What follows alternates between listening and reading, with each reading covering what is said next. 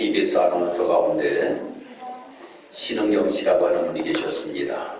지금은 차 대학교의 교수로 계시는 분이신데, 이분의 교회의 직분이 권사이십니다. 아주 신권사 성경 읽기, 여러분들 유튜브를 보시면 아주 이 신흥경 권사님의 그 성경 읽기를 여러분들 잘 들으실 수가 있을 겁니다. 이 신흥경 권사님이 간증하는 중에 이렇게 말씀을 하셔요. 우리 인생이 이 땅에서 삶을 살아가고 있는데 너무나도 잘못된 모습을 가지고 삶을 살아가는 경우가 많이 있다. 드라마에는 어떤 사람은 거지로 출연하는 사람이 있고 어떤 사람은 왕으로 출연하는 사람이 있는데, 거지로 출연하는 사람은 엄청나게 많은 대사를 가지고 주인공이 되지만 왕이라고 하는 사람은 조연으로서 이리 오너라 한마디만 하고 끝나는 왕이 있다라고 하는 겁니다. 그런데 많은 사람들이 생각하기를 이렇게 이리 오너라 라고 하는 이 대사 한마디, 그리고 자기가 왕이었다라고 하는 착각 속에서 삶을 살아가는 사람들이 불쌍한 사람들이라고 하는 거예요. 그래도 이 땅에서 삶을 살아가면 우리가 주인공으로 삶을 살아가는 모습이 되어야 되지 않겠느냐라고 하는 겁니다. 주인공. 여러분, 만약에 드라마를 여러분들이 보셨지만 드라마를 보시다가 이리 오너라 그 왕이 한마디를 하였다고 그 사람을 기억하지를 않습니다. 거지였지만 그의 인생살이 모든 것들을 다 나타내 보여주다가 그가 아름답게 결론으로 성공하는 부분들을 볼 때에 저 사람이 참으로 고생하고 힘들고 어려웠지만 저 사람은 참으로 성공한 사람이야. 그리고 그 주인공을 우리는 생각하게 될 것입니다. 그러면서 이분이 이야기하는 것이 무엇인가 하면 우리 인간은 개미와 같은 존재에 불과하다라고 하는 거예요. 개미와 같은 존재에 불과하기 때문에 웅덩이에 빠지면 나올 수 없이 허덕이며 삶을 살아가는 것이 우리의 모습인데, 우리 인간들이 내가 잘났다고 이야기하며 삶을 살아가는 모습을 볼 때에 너무나도 안타깝다라고 하는 이러한 고백을 하면서, 내가 예전에 그러한 모습을 가지고 삶을 살아가던 사람입니다. 그런데 이제는 하나님 의지하고 하나님이 나에게 필요로 하시기에 나를 부르셨으니 하나님께서 나를 부르신 목적대로 나는 삶을 살아가기로 결단하였습니다. 할렐루야. 이 고백을 신흥영 씨가 하는 것을 보았습니다. 여러분, 이 자리에 계신 우리 사랑하는 모든 성도 여러분들에게도 하나님께서는 무슨 목적을 가지시고 우리를 이 땅에 보내셨습니다. 그러면 우리는 그 삶의 목적이 무엇이 되어야 될 것인가 라고 하는 거지요. 우리의 삶의 목적이 무엇이 되어야 될까? 오늘 저는 고린도전서 12장의 말씀을 가지고 하나님께서 우리를 이 땅에 보내시고 목적에 합당하게 삶을 살아가기를 원하시는데, 그 목적이 무엇인지에 관하여서 이 본문의 말씀을 통하여 함께 은혜를 나누려고 합니다. 먼저 구약 성경을 여러분들에게 룻기서에 관하여 말씀을 드리겠습니다. 룻기서를 읽어보면 이 룻이라고 하는 여인이 등장을 합니다. 그의 시어머니는 나옴이라고 하는 사람이었어요. 제가 성경을 읽어드립니다. 룻기서 1장 3절부터 말씀을 제가 한번 읽어드리겠습니다. 나오미의 남편 엘리멜렉이 죽고 나오미와 그의 두 아들이 남았으며 그들은 모함 여자 중에서 그들 아내로 맞이하였는데 하나의 이름은 오르바요 하나의 이름은 루시더라. 그들이 거기서 거주한 지 10년쯤에 말론과 기련 두 사람이 다 죽고 그 여인은 두 아들과 남편의 뒤에 남았더라. 그 여인이 모압 지방에서 여호와께서 자기 백성을 돌보사 그들에게 양식을 주셨다함을 듣고 이에 두 며느리와 함께 일어나 모압 지방으로 돌아오려 하여 있던 곳에서 나오고 두 며느리도 그와 함께하여 유다 땅으로 돌아오려고 길을 가다가 나오미가 두 며느리에게 이르되 너희는 각각 너희 어머니의 집으로 돌아가라. 너희가 죽은 자들과 나를 선대한 것 같이 여호와께서 너희를 선대하시기를 원하며 여호와께서 너희에게 허락하사 각기 남편의 집에서 위로를 받게 하기를 원하노라 하고 그들에게 입맞춤에 그들이 소리 높여 울며 나오미에게 이르되 아니니이다. 우리는 어머니와 함께 어머니의 백성에게로 돌아가겠나이다 하는지라 라고 이렇게 말씀이 기록이 되고 있어요. 내용은 여러분들 성경을 읽어드리니까 잘 알 수 있겠지요. 이 나오미라고 하는 여인이 모압 땅에서 살다가 남편도 죽고 두 아들이 죽었다라고 하는 거예요. 두 자손들만 남았다라고 하는 거예요. 이제 다시금 이스라엘로 돌아가려고 하는 가운데 두 여인 자부들이 함께 가려고 할 때에 나오미가 이야기하기를 야 너희들은 가지 마라. 너희들은 그냥 모압 땅에 남아있어라. 남편도 죽었는데 너희들이 따라가서 왜 고생을 하려고 하느냐. 그냥 여기 남아있어라 라고 이렇게 나오미가 이야기하는 거예요. 여러분 저는 이 성경을 읽다가 이 나오미의 배려를 생각하게 됩니다. 사람들은 욕심을 챙기려고 하잖아요. 여러분 한번 생각해 보세요. 내 며느리들이 함께 있었습니다. 며느리 밥도 해줬어요. 며느리 잘 어머니를 챙겨주었어요. 그래서 남편이 죽었다고 훌쩍 떠나려고 합니다. 그러나 얼마나 마음이 섭섭하겠어요. 그런데 나오미는 함께 가겠다라고 하는데도 아니야 너희들 가지마. 너희들 가지마. 나 혼자 갈게. 너희들 가지마. 배려하는 모습을 우리는 보게 됩니다. 배려라고 하는 이러한 단어를 제가 찾아보니까 배라고 하는 것이 짝배입니다. 짝배. 짝배라고 하는 이러한 한문을 찾아보니까 짝배이고 그 다음에 여자는 생각할 여자예요. 짝처럼 생각한다 라고 하는 것이 배려예요. 좀 더 구체적으로 그 뜻을 살펴보니까 여러 가지 마음을 써서 보살피고 돌보아 주는 것이 배려라고 합니다. 배려. 여러분 우리가 삶을 살아가면서 주님께서는 우리에게 요구하시는 것이 무엇인가 하면 우리 그리스도인들이 배려하며 삶을 살아가는 자의 모습이 우리의 모습이 되기를 원하시고 계십니다.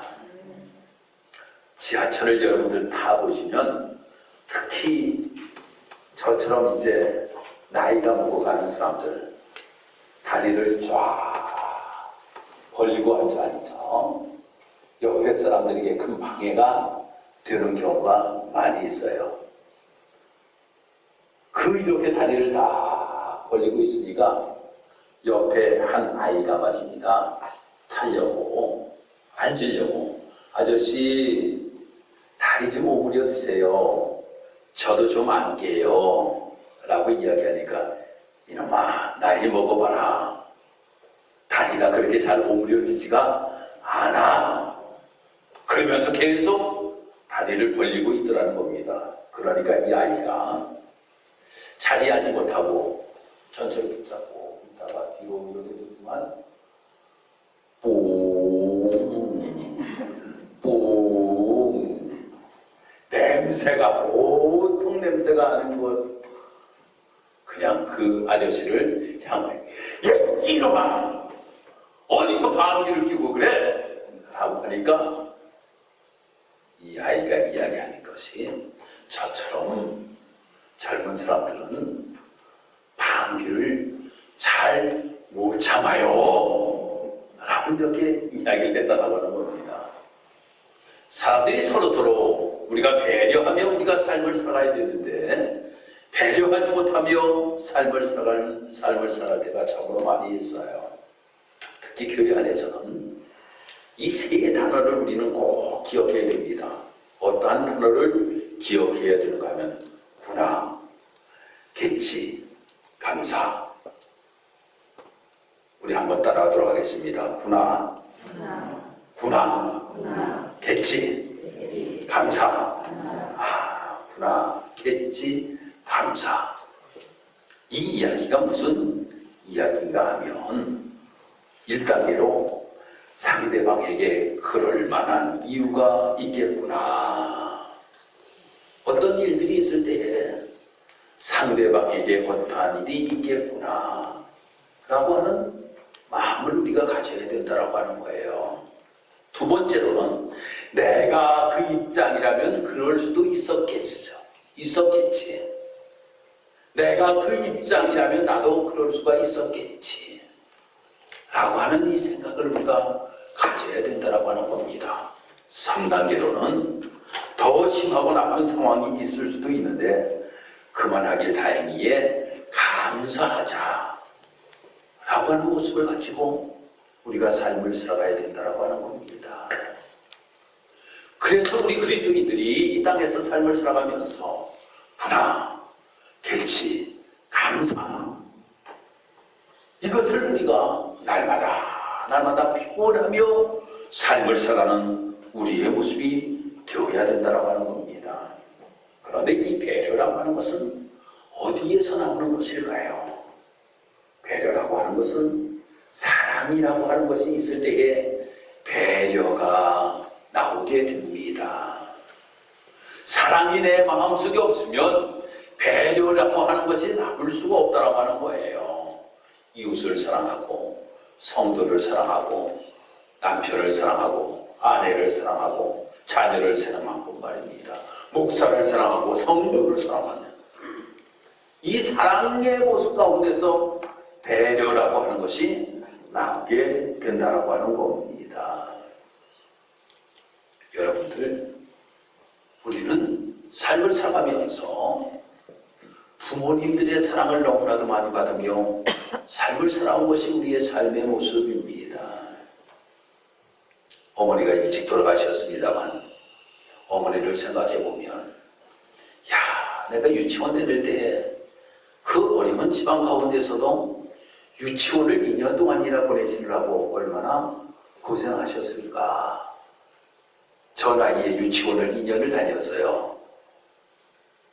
2년을 유치원을 다녔는데 참 어머니의 배려 어렵지만 그래도 아들 유치원 보내야 되겠다라고 하는 이 마음이 있었기 그 마음이 무슨 마음일까요? 그 마음이 사랑 아니겠습니까? 사랑이 아들에게 있었기 때문에 어머니께서는 힘들고 어려운 가운데서도 유치원을 보내야 되겠다. 그 당시 유치원 다니는 아이들이 많지는 않았어요. 그런데 유치원을 2년 동안이나 보내주셨습니다. 그 어머니를 생각하면 나 실제 괴로움 다 잊으시고 정말 높고 높은 하늘이라 말들 하지만 어머님의 그 은혜는 가히 없습니다. 그 어머니의 놀라우신 사랑, 그것을 늘 기억하게 됩니다. 우리가 이렇게 부모님에 대한 사랑을 우리가 간직하듯이 하나님께서도 우리에게 놀라우신 은혜를 베푸셨다고 하는 거예요. 하나님은 사랑이시라. 하나님이 사랑이 하나님. 그래서 우리가 찬송을 부를 때에도 310장 하나님의 은혜로 이 쓸데없는 자 왜 구속하여 주는지 난 알 수 없도다. 우리가 찬송을 부르잖아요. 304장 그 크신 하나님의 사랑 말로 다 형용 못하네. 그 크신 하나님의 사랑 우리가 말로 다 형용하지 못하는 이러한 은혜를 우리가 힘입어 사랑을 힘입어 삶을 살아가고, 305장 나 같은 죄인 살리신 그 은혜에 놀라워 우리가 찬양하며 주님의 그 놀라우신 은혜와 사랑을 우리는 고백하며 삶을 살아가지 않습니까? 사랑하는 성도 여러분, 이렇게 하나님께서 우리에게 사랑을 베푸셔서 이 땅에서 우리가 삶을 살아가게 되었는데, 우리는 어떠한 모습을 가지고 삶을 살아가야 되는가라고 하는 것에 관하여서 에베소서 2장 10절에서는 이렇게 우리에게 말씀합니다. 우리는 그의 만드신 바라 그리스도 예수 안에서 선한 일을 위하여 지으심을 받은 자니 이 일은 하나님이 전에 예비하사 우리로 그 가운데서 행하게 하려 하심이라 라고 이렇게 말씀하고 있어요. 하나님께서 우리에게 사랑을 베푸시고 이 땅에서 삶을 살아가게 하셨으니 우리는 무엇을 하며 삶을 살아야 되느냐?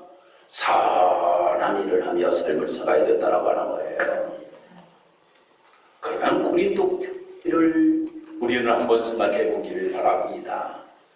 고린도 교회는 참으로 장점을 많이 가지고 있던 교회입니다. 거기에는 은사가 충만하여서 방언을 하는 사람도 있었습니다. 통역을 하는 사람도 있었습니다. 예언을 하는 사람도 있었습니다. 병 고치는 능력을 가진 사람들도 있었습니다. 엄청난 교회의 은사가 풍성한 교회였습니다. 그런데 교회 안에 문제거리가 하나 있었어요. 그 문제거리가 무엇인가 하면 서로 손가락질 하는 겁니다. 손가락질 하는 거예요. 방언을 하는 사람은 저 사람들 향하여서 방언이 최고인데 방언도 못하는 것이, 예언을 하는 사람들은 손가락질 하면서 예언도 하지 못하면서, 통역을 하는 사람들은 통역을 하지도 못하면서 손가락질을 서로를 향하여 하였다라고 하는 겁니다. 사랑하는 성도 여러분, 하나님은 사랑이시라고 말씀하셨어요. 예수님께서 우리에게 엄청난 큰 사랑을 우리에게 베풀어 주셨어요. 그런데 사랑하는 사람들은 절대 손가락질을 하지를 않는 겁니다. 배려를 하는 겁니다. 배려를 해요.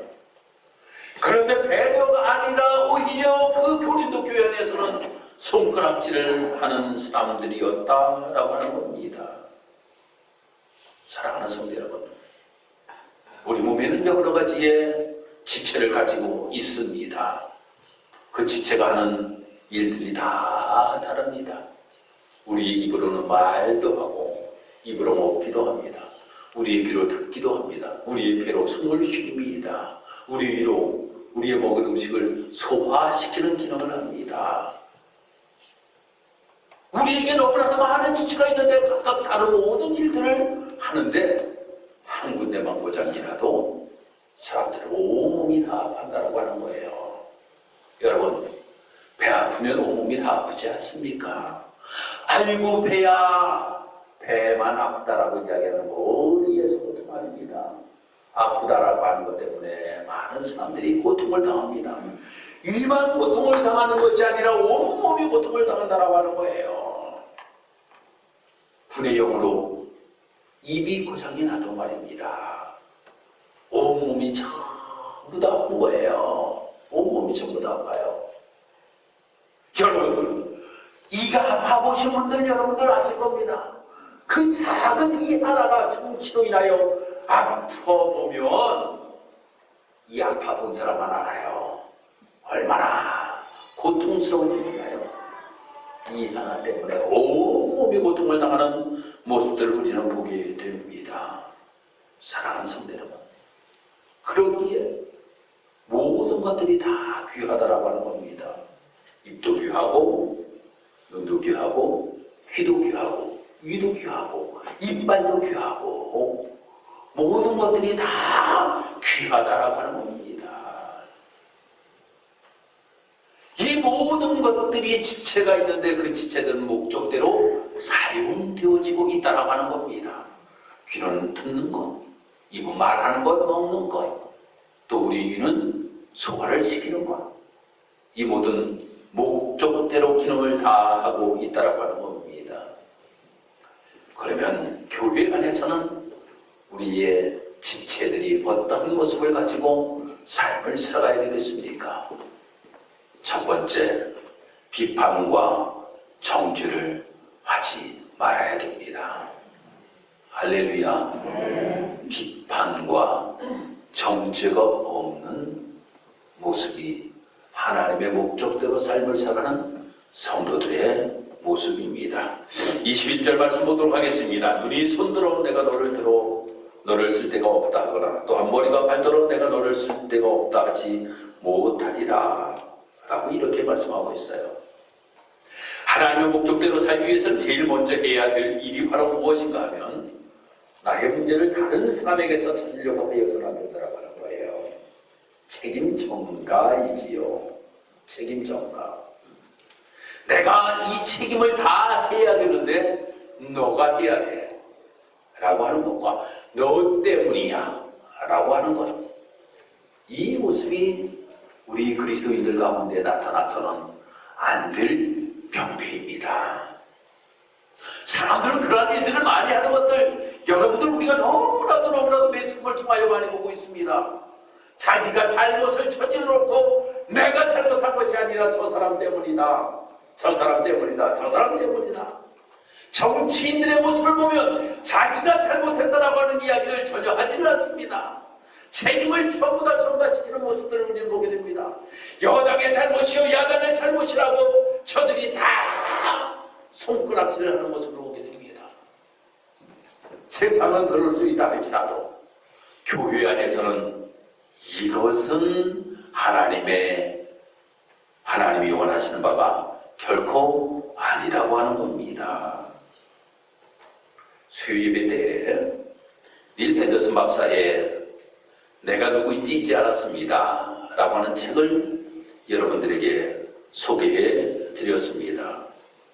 이 책에서 당신은 누구입니까? 라고 하는 질문을 합니다. 당신은 누구입니까? 우리를 향하여서 당신은 누구입니까?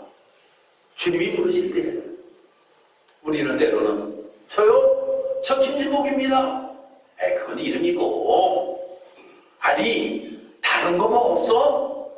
당신은 누구야? 저요? 식사교회 담임 목사입니다. 아이 그거 말고 그거 뭐 없어? 우리를 향하여 당신은 누구입니까? 당신은 누구입니까?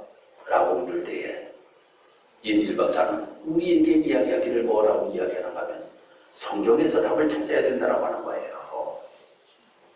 성경을 읽으면서 너는 세상의 소금이니, 나는 소금이야. 너는 세상의 빛이다. 나는 빛이야. 너는 하나님의 자녀야. 나는 하나님의 자녀다. 라고 하는 인식을 가지고 삶을 살아가는 우리의 모습이 되어야 된다고 하는 거예요. 사랑하는 성도 여러분, 성경에서 우리를 향하여 소금이라고 말씀하고 하나님의 자녀라고 말씀하고 빛이라고 우리에게 말씀하는데 우리의 삶은 세상과 똑같은 모습, 하나님의 말씀을 떠나 삶을 살아가는 사람들의 모습과 같이 책임을 전가하며 삶을 살아가는 우리의 모습이 되어서는 안 돼요. 책임 전가가 어디에서 나왔습니까? 죄에서 나왔습니다. 바로 아담과 하와의 사건을 통하여서, 선악과 사건을 통하여 바로 거기에서 책임 전가가 나오게 되었다라고 하는 거예요. 너 왜 그거 먹었어? 자, 저기 하와가 먹으라고 그래서 저가 먹었습니다 라고 이렇게 책임을 전가해버리는 모습이 어디에서 나왔냐라고 하는 거예요. 죄 위에서 나왔다라고 하는 겁니다. 예수님께서는 십자가에 못 박혀 돌아가시면서 저희의 죄를 사하여 주옵소서. 예수님이 십자가에 못 박혀 돌아가시는 것은 분명히 저들 때문에 십자가에 못 박혀 돌아가심에도 불구하고 예수님께서 말씀하시기를 저들의 죄를 사하여 주옵소서 라고 이렇게 고백하셨던 모습을 우리는 보게 됩니다. 사랑하는 성도 여러분, 우리가 신앙생활 하면서 하나님께서 우리를 향하여서 삶의 목적이 무엇이냐고 물으면 우리는 담대하게 이렇게 고백해야 될 줄 믿습니다. 주님, 저에게 맡기신 귀한 삶을 따라 삶을 살아가는 것이 삶의 목적입니다. 할렐루야. 귀하신 목적 따라 이 땅에 보내신 대로 삶을 살아가는 것이 저의 삶의 목표입니다. 라고 하는 것을 고백할 수 있는 우리 사랑하는 귀한 성도 여러분들이 되어야 될 줄 믿습니다. 여러분, 비판을 하려고 하면 너무나도 많이 비판거리가 보이게 됩니다. 아니, 내가 내 거울을 봐도 말입니다. 뜯어고칠 때가 너무나도 많은데 내가 나를 보아도 저 항상 아이고 눈을 좀 올려야겠다고 말이에요. 이거 눈을 좀 올려야겠다. 점점 눈이 처지네요. 그래서 눈을 좀 올려야겠다. 눈을 좀 올려야겠다. 아유, 때로는 그런데 제가 이렇게 이야기해요. 남들은 바람 불 때에 먼지가 그냥 눈이 커하고 다 들어가는데 그래 눈이 작아서 방어를 해주셔서 감사하다 라고 이렇게 이야기다. 아니, 비판하려고 하면 비판거리가 얼마나 많이 있습니까? 옆 사람 한번 보세요. 칭찬거리를 잡으려면 칭찬거리가 많이 있지만 비판하려고 하면 비판할 것들이 너무나도 많이 있다라고 하는 거예요. 왜 그런지 아십니까? 인생은 이완성이기 때문입니다. 나는 유행가 중에 제일 좋아하는 유행가가 바로 인생은 미완성이에요. 목사님들이 때로는 잘 타고 가다가 말입니다. 옛날에, 요즘은 그런 거 없잖아요. 마이크를 이렇게 주고 노래 한 곡씩 부르라고 그러잖아요. 우리 교회도 참 여행 갈 때 한번 부르라고 그랬는데 해보니까 여행 갈 때 부르라고 그러잖아요. 그러면 저는 18번 곡이 인생은 미완성이에요. 인생은 미완성. 인생은 미완성 쓰다가 많은 편지 그래도 우리는 곱게 써가야 해. 노래 너무나 좋아요. 인생은 미완성이지만 그래도 우리는 곱게 써가야 된다라고 하는 거예요. 그래도 곱게 써가야 해. 우리가 흠집을 잡으려고 하지 말고 우리가 정말 저 사람을 향하여서 손가락질하지 말고 우리는 저 사람도 미완성이니까 이제 점점 웨슬리가 이야기하였듯이 성화 입어져가는 사람임을 우리가 분명히 믿고 우리가 그를 사랑하며 삶을 살아갈 수 있는 모습이 되어야 된다라고 하는 겁니다. 그래서 예수님께서도 한 여인이 간음하다가 잡혀왔어요. 간음하다 잡혀왔을 때 저 서기관들과 제사장들이 바리새인들이 어떡하든지 예수님을 그냥 올무로 낚아채려고 말입니다. 음침을 잡으려고 예수님에게 간음한 여인을 데리고 와서 이 여자가 간음을 하였는데 어떻게 하면 좋겠습니까? 그때 예수님께서 죄 없는 자가 돌로 치라 라고 이렇게 말씀하셨잖아요. 그만큼 많은 사람들이 다 죄 가운데 삶을 살아가는 것이 우리 인간의 모습이라고 하는 거예요. 나도 미완성이요. 내 옆에 있는 분들도 미완성이라고 하는 겁니다. 그를 향하여서 우리는 정말 비판하고 정죄하기보다는 사랑하고 서로 배려하는 모습을 가지고 삶을 살아갈 수 있는 우리의 모습, 이것이 우리의 목적이 되어야 될 줄 믿습니다. 이것이 선한 일을 하는 성도들의 삶의 온유한 모습을 가지고 삶을 살아가는 것이 하나님의 목적이라고 하는 거예요. 성질 마음껏 부리면서 삶을 살아가는 것이 우리가 하나님께서 우리를 만드신 목적이 아니라 온유하게 삶을 살아가기로 해요. 그 온유한 모습을 가지고 삶을 살아가는 사람은 칭찬을 받습니다. 모세가 하는 일들이 참으로 많이 있어요. 모세 여러분들 한번 생각해 보세요. 모세가 한 일은 너무나도 많이 있어요.